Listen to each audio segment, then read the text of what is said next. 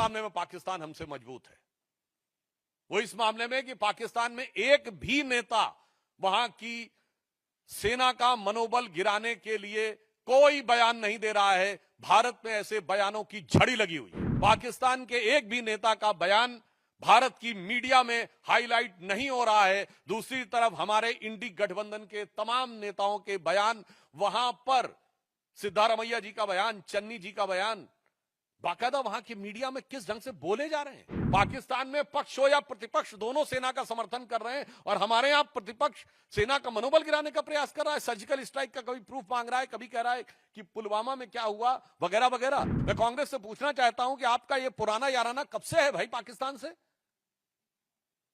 क्या आपको मुशर्रफ का बयान सही लगता है? पाकिस्तान की आर्मी के चीफ के गले मिलते हैं आप, भारत के आर्मी चीफ के बारे में आपत्तिजनक बातें करते हैं। हां, मैं कांग्रेस पार्टी को याद दिलाना चाहता हूं, 26/11 के हमले के बाद वायुसेना कार्रवाई के लिए तैयार थी, और उस समय वायुसेना अध्यक्ष फौली होमी मेजर साहब ने 2016 में अपने संस्मरण में लिखा है कि मनमोहन सिंह सरकार ने अनुमति नहीं दी। आपने वायुसेना के युद्धक विमानों को खिलौने की तरह रखा था, मगर मोदी जी की सरकार सेना के हर साजो सामान को उचित, प्रभावी कूटनीतिक घेराबंदी के बाद रणनीतिक प्रयोग के लिए रख रही है। कांग्रेस पार्टी के उत्तर प्रदेश के अध्यक्ष अजय राय जी रफाल विमान को के ऊपर खिलौना ऐसा दिखाते हुए, नींबू मिर्ची दिखाते हुए मजाक उड़ाने का प्रयास कर रहे हैं। मैं देश की जनता से कहना चाहता हूं कि कितने दुख की बात है कि मात्र एक दिन पहले इसी ईस्टर्न यूपी में गंगा एक्सप्रेस वे के ऊपर रफाल ने लैंडिंग की और उड़ान भरी। यानी ये सीधा संदेश था पाकिस्तान और हमारे देश के दुश्मनों को, और उसी क्षेत्र में, उसी गंगा के किनारे बैठकर कांग्रेस पार्टी का प्रदेश अध्यक्ष उसी रफाल विमान का मजाक उड़ा रहा है। इससे साफ हो जाता है कि कांग्रेस की मानसिकता क्या है।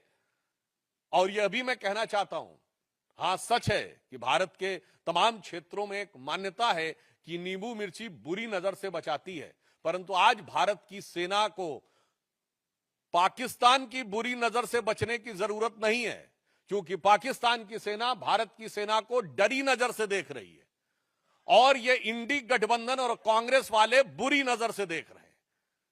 तो आज वास्तविकता में ईमानदारी से कहें तो भारत की सेना को हमारे इन विपक्षी दलों के, कांग्रेस और इंडी गठबंधन के दलों की बुरी नजर से बचने की जरूरत महसूस हो रही है। जहां उस रफेल की गर्जना से पाकिस्तान थर्राया हुआ और डरा हुआ महसूस करता है, वहीं ये लोग उसका मजाक उड़ाने का प्रयास करके सेना का मनोबल गिराने का प्रयास करते हैं। और मैं कांग्रेस पार्टी से कहना चाहता हूं, बिल्कुल ये सच है कि जब रफाल आया था तो हमारे रक्षा मंत्री राजनाथ सिंह जी ने फ्रांस में जाकर उसके ऊपर स्वास्तिक बनाया था। शायद इनको पता नहीं है, भारत की सेना में बाकायदा धार्मिक शिक्षक नियुक्त होते हैं। जब सैनिक युद्ध करने के लिए जाते हैं तो उनकी धार्मिक भावनाओं के अनुरूप जो वह परंपरा चाहे, जो वो रिचुअल चाहे, और उन धार्मिक भावनाओं के अनुरूप उनकी पूरी व्यवस्था की जाती है। मैं कांग्रेस पार्टी से पूछना चाहता हूं, इसमें किस बात का मजाक उड़ा रहे हैं? हिंदू धार्मिक आस्थाओं का मजाक उड़ा रहे हैं कि चूंकि राफेल के ऊपर स्वास्तिक बनाया गया था। उधर पाकिस्तान की सेना कलमा पढ़ने की बात करती है, और ये लोग हिंदू धार्मिक भावनाओं का मजाक उड़ाते हैं। इन्हें पता होना चाहिए कि भारत की सेना की जो तमाम रेजिमेंटें हैं, उनके युद्ध उद्घोष पूर्ण रूप से धार्मिक भावना के ऊपर आधारित है।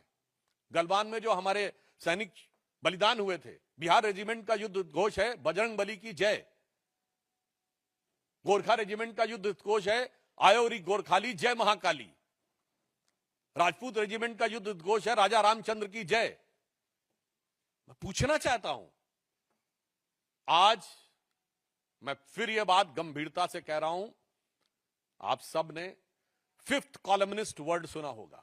1936 से 39 के बीच में जो स्पेनिश सिविल वॉर हुई थी, तो स्पेन में यह माना जा रहा था कि चार तरफ से दुश्मन की सेनाएं आगे बढ़ रही थी, परंतु उसमें फ्रेज यूज किया था, उन्होंने कहा था 4 columns are approaching from all the 4 sides but there is a 5th column which is supporting those who are working against the interest of Spain at the time. आज कांग्रेस पार्टी और इंडी गठबंधन fifth columnist की तरह हो गया है कि अगर दुश्मन की सेनाएं बाहर से घात लगाकर बैठी हैं तो ये इसी प्रकार से उनका मनोबल बढ़ाने का काम कर रहे हैं। और ये बात मैं ऐसे ही नहीं कह रहा हूं, आप सब मीडिया से जुड़े हुए हैं। मैं आपसे पूछना चाहता हूं कि आपने पाकिस्तान के कितने नेताओं के बयान भारत की मीडिया में देखे हैं जो भारत के पक्ष में कोट किए जा रहे हो? एक भी नहीं। बिल्कुल मैं मानता हूं कि भारत की सेना पाकिस्तान की सेना से बहुत शक्तिशाली है। भारत की सरकार प्रधानमंत्री श्री नरेंद्र मोदी जी के नेतृत्व में दृढ़ निश्चय और संकल्प के साथ कटिबद्ध है, मगर एक मामले में पाकिस्तान हमसे मजबूत है। वो इस मामले में कि पाकिस्तान में एक भी नेता वहां की सेना का मनोबल गिराने के लिए कोई बयान नहीं दे रहा है। भारत में ऐसे बयानों की झड़ी लगी हुई है। पाकिस्तान के एक भी नेता का बयान भारत की मीडिया में हाईलाइट नहीं हो रहा है। दूसरी तरफ हमारे इंडी गठबंधन के तमाम नेताओं के बयान, वहां पर सिद्धारमैया जी का बयान, चन्नी जी का बयान, बाकायदा वहां की मीडिया में किस ढंग से बोले जा रहे हैं। वहां के राजनीतिक विश्लेषक वहां की टीवी डिबेटों में बैठकर भारत के राजनीतिक दलों का नाम लेकर, नेताओं का नाम लेकर यह शब्द प्रयोग कर रहे हैं कि सब लोग हिंदुस्तान में मोदी के साथ नहीं हैं। यहां तक शब्द प्रयोग किए गए, इसके वीडियो अवेलेबल हैं, राजनीतिक दलों का नाम लेकर कि ये लोग हमारे साथ हैं। और मैं विपक्ष दलों को भी बताना चाहता हूं कि विपक्ष में आचरण कैसे किया जाता है, यह उन्हें ध्यान रखना चाहिए। 2010 या 11 या 12 की बात है जब पाकिस्तान के तत्कालीन प्रधानमंत्री नवाज शरीफ ने हमारे तत्कालीन प्रधानमंत्री स्वर्गीय मनमोहन सिंह जी के लिए आपत्तिजनक शब्दों का प्रयोग किया था। देहाती औरत और जाने किस किस संदर्भ में बोला था। उस समय हमारे वर्तमान प्रधानमंत्री और उस समय गुजरात के मुख्यमंत्री नरेंद्र मोदी जी ने दहाड़ कर कहा था कि कौन होता है पाकिस्तान हमारे 125 करोड़ भारतवासियों के प्रतिनिधि प्रधानमंत्री के बारे में टिप्पणी करने वाला। दूसरा मैं उदाहरण बताना चाहता हूं। 1995 में जिनेवा में पाकिस्तान संयुक्त राष्ट्र संघ में भारत के विरुद्ध प्रस्ताव ला रहा था और उस समय हमारे नेता प्रतिपक्ष अटल बिहारी वाजपेयी जी भारत के प्रतिनिधिमंडल का नेतृत्व करते हुए उस समय कांग्रेस की नरसिम्हा राव सरकार का समर्थन करते हुए वहां गए थे और उन्होंने पूरा क्रेडिट भी उस सरकार को दिया था। और ये मैं ऑन रिकॉर्ड कह रहा हूं, जाके कोई चेक कर सकता है। उस समय पाकिस्तान की प्रधानमंत्री बेनजीर भुट्टो थी और उन्होंने कहा था, देखो ये कैसा देश है जहां का मुख्य विपक्षी दल का नेता प्रतिपक्ष सरकार का समर्थन करता है और एक हमारा देश है। यानी उस समय पाकिस्तान के लिए उन्होंने कहा था जो लोग सरकार का विरोध करते हो। और आज देखिए वही स्थिति हो गई। पाकिस्तान में पक्ष हो या प्रतिपक्ष दोनों सेना का समर्थन कर रहे हैं और हमारे यहां प्रतिपक्ष सेना का मनोबल गिराने का प्रयास कर रहा है। सर्जिकल स्ट्राइक का कभी प्रूफ मांग रहा है, कभी कह रहा है कि पुलवामा में क्या हुआ वगैरह वगैरह। तो मैं उनको भी, फिर भी अगर उनको कोई सबूत की जरूरत है तो मैं प्रमाण के साथ केवल पाकिस्तान की नेशनल असेंबली में बोले गए पाकिस्तान के सांसदों और मंत्रियों के बयान कोट कर देना चाहता हूं। इमरान खान ने नेशनल असेंबली ऑफ पाकिस्तान में एज प्राइम मिनिस्टर कहा कि बालाकोट में जो इन्होंने किया था उससे ज्यादा खौफनाक कुछ करने की सोच रहे हैं। 4 साल पुरानी बात। फवाद चौधरी पाकिस्तान के मंत्री थे और उनका फ्लोर ऑफ द हाउस पर नेशनल असेंबली में दिया गया बयान है कि हमने पुलवामा तक घुस के मारा था। मुझे लगता है इसके बाद भी भारत के किसी दल को सबूत चाहिए तो उन्हें चुल्लू भर पानी में डूब मरना चाहिए, क्योंकि फ्लोर ऑफ द हाउस पे मंत्री का दिया गया बयान सरकार का आधिकारिक बयान होता है। और इसके बाद पाकिस्तान के एक एमपी ने उस समय के फॉरेन मिनिस्टर शाह महमूद कुरैशी साहब को कोट करते हुए कहा कि मैं बैठा हुआ था, शाह महमूद कुरैशी साहब यानी उस समय के फॉरेन मिनिस्टर बैठे थे, आर्मी चीफ आए और आर्मी चीफ के पांव कांप रहे थे। यह फ्लोर ऑफ द हाउस पे दिया गया बयान है। आर्मी चीफ के पांव कांप रहे थे। उन्होंने कहा खुदा का वास्ता है अभिनंदन को वापस कर दो वरना शाम तक इंडिया अटैक कर देगा। यह सदन के पटल पर इमरान खान का एज प्राइम मिनिस्टर दिया गया स्टेटमेंट है कि पिछले 73 सालों में, उस समय 73 साल हुए थे, ऐसी गवर्नमेंट नहीं आई जिसने पाकिस्तान के लिए इतनी मुसीबत क्रिएट की हो जितनी ये मोदी की सरकार आई है। जब सिद्धू गए थे तो उस समय रैली में बोला था इमरान खान ने एज प्राइम मिनिस्टर की जब तक आप लोगों की सरकार नहीं आएगी तब तक हालात नहीं सुधरेंगे। और यहां के मंत्री, पूर्व मंत्री रहे मणिशंकर अय्यर जी ने कहा था मोदी को हटाने के लिए आपकी सहायता की जरूरत है। और मैं एक और फैक्ट बोल देना चाहता हूं, सैफुद्दीन सोज साहब कांग्रेस पार्टी के अध्यक्ष रहे हैं जम्मू कश्मीर के। उन्होंने अपनी एक किताब लिखी है जम्मू कश्मीर के बारे में, जिसमें उन्होंने मुशर्रफ के स्टेटमेंट को कोट करते हुए कहा है कि यदि मुशर्रफ ने यह कहा था कि कश्मीर को भारत से अलग हो जाना चाहिए तो आज की डेट में वो सही प्रतीत होता है। मैं कांग्रेस से पूछना चाहता हूं कि आपका यह पुराना याराना कब से है भाई पाकिस्तान से? क्या आपको मुशर्रफ का बयान सही लगता है? पाकिस्तान की आर्मी के चीफ के गले मिलते हैं आप, भारत के आर्मी चीफ के बारे में आपत्तिजनक बातें करते हैं।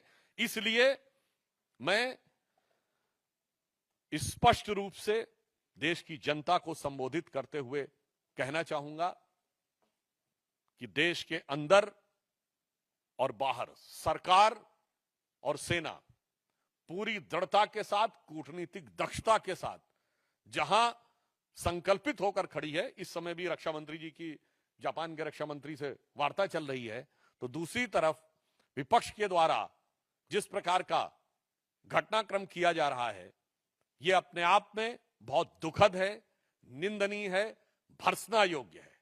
परंतु हम देश को आश्वस्त करना चाहते हैं कि प्रधानमंत्री श्री नरेंद्र मोदी जी के नेतृत्व में जो प्रधानमंत्री जी ने कहा है कि इस घटना के अपराधियों को धरती के अंतिम छोर तक ढूंढकर दंडित किया जाएगा, और दंड ऐसा होगा जिसका कोई पूर्व का उदाहरण नहीं होगा, यानी अभूतपूर्व दंड दिया जाएगा।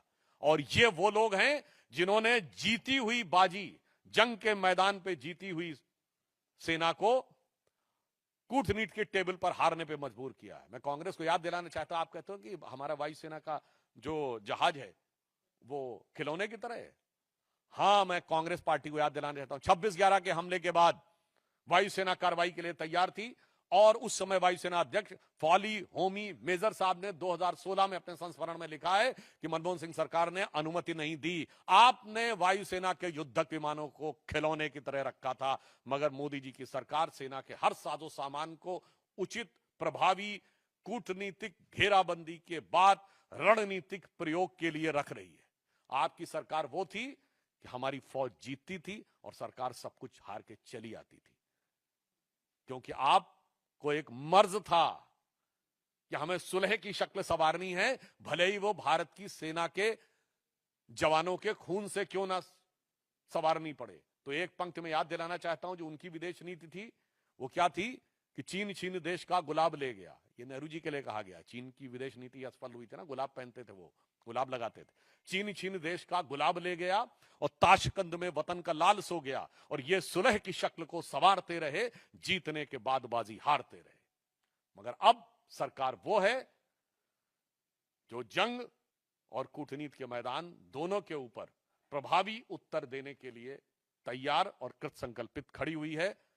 फिर भी मैं कांग्रेस पार्टी से अनुरोध करूंगा कि कृपया इस संवेदनशील समय में सेना का मनोबल गिराने और राष्ट्र का मनोबल गिराने की हरकतों से बाज आएं।